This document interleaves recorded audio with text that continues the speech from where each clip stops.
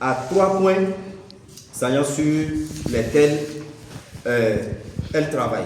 Nous avons des objectifs principaux qui est cultiver l'esprit d'union, la cohésion sociale, l'entraide et la solidarité. Ceci existait déjà dans nos communautés, dans nos groupes ethniques. Et c'est pourquoi ce que nous constatons entre-temps, entre la communauté des éleveurs et la communauté des agriculteurs, en temps de récolte, le peul ou le leveur avait du lait ou de coq qu'il prend, il amène à son agriculteur qui est sur le champ et qui est en train de récolter. Lui-même avec son couteau, il l'aide à récolter. Et cela tissait déjà ce lien de familiarité, ce lien d'existence, de cohésion et de vivre ensemble. Vous constatez avec moi, lorsqu'il y aura des dégâts champêtres, avec ce dernier, ou avec ces derniers, tout de suite, l'arrangement est très facile. Mais aujourd'hui, cela n'existe plus. Dès que l'agriculteur finit de récolter, il coupe, il déracine tous les tiges qui étaient quand même destinées, d'accord, à ravitailler à nos animaux.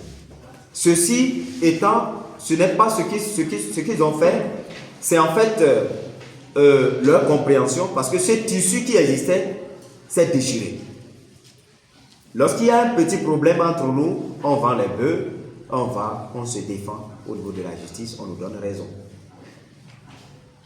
On ne pense plus à cette vie qui existait entre nous, où chacun se dit, bon, moi je suis riche, je vais finir avec lui.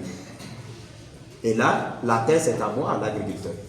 Et si tu refuses une bonne collaboration, ce que moi j'ai qui m'appartient, tu l'auras plus aussi. Donc voilà ce qui a véritablement déchiré ce tissu social qui existait entre nous. Et c'est à nous de travailler pour que cela revienne. Parce que les agriculteurs, ils sont là. Et ils sont ouverts. C'est à notre sein qu'il y a un problème. Et il faut qu'on se parle. Et je crois un peu partout à Djougou, dans la Donga, dans la Takora, aujourd'hui vous avez les échos. Aujourd'hui c'est les agriculteurs même. Il y a de cela un an. C'est les agriculteurs même qui appellent les éleveurs. Venez, mon champ est là. On a nos frères aujourd'hui qui ont été renvoyés du Burkina Faso. Ce sont nos frères agriculteurs qui les ont accueillis. Ils sont là à Tokotoko. Appelez-les, ils ont quitté Kalalé, ils ont quitté ici à Gorgono, ils ont quitté à Kambi. Ils ont été accueillis par nos frères agriculteurs. C'est parce qu'ils ont compris. À Tokotoko, nous avons tenu une grande réunion avec les rois, avec les Djonguro, avec les leaders, tout le monde, les agriculteurs. Et à partir de cet instant, ils nous ont dit, c'est fini d'empoisonner les bœufs. Parce que chaque année, Tokotoko seul enregistrait plus de 100 bœufs tués par des empoisonnements. Et je crois cette année, je ne pense même pas qu'on ait enregistré un seul bœuf empoisonné. Et ça veut dire que ce que nous allons faire, c'est véritablement travailler ensemble. Et c'est pourquoi nous sommes là. Vous qui êtes des leaders dans ces localités qu'on a dénichées aujourd'hui, ce sera votre travail.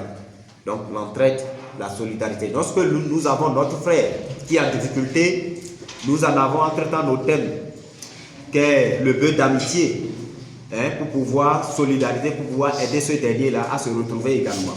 Il faut que cela revienne, il faut que cela se fasse dans de plus belles manières, au lieu de le faire pour que le monde me voie parce que je veux ou bien j'ai fait pour qu'on puisse applaudir à ma personne. Mais allons, mettons ceci aux nécessiteux. Vous verrez que ça va changer.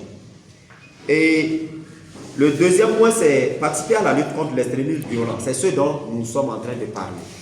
Dans nos localités où vous constatez des actes qui ne sont pas, qui ne résistent pas selon les textes de la République et qui ne permettent pas le vivre ensemble, dénoncer cela. Que ce soit dans nos mosquées, que ce soit dans nos villages, que ce soit dans nos centres d'éducation, il faut le dénoncer. Parce que si on ne le dénonce pas, nous-mêmes, nous ne sommes pas en sécurité. Et d'ailleurs, c'est pourquoi nous avons nommé le cheikh Sidibé étant ambassadeur de la paix, qui détient le plus grand nombre des talibés ici à Parakou. Et en termes mobilisationnels, je crois que vous avez constaté la dernière fois au cours de Mauloud. Et lui, c'est lui qui a la plupart de ces talibés qui sont dans la brousse ou qui sont aux alentours de Parakou. Donc il faut les impliquer. Aujourd'hui, je crois qu'il a très bien compris ce pourquoi nous sommes en train de faire. Et il s'est impliqué véritablement. Vous avez vu, il est venu avec sa délégation. et ces derniers aujourd'hui travaillent sur le terrain. Ces talibés dont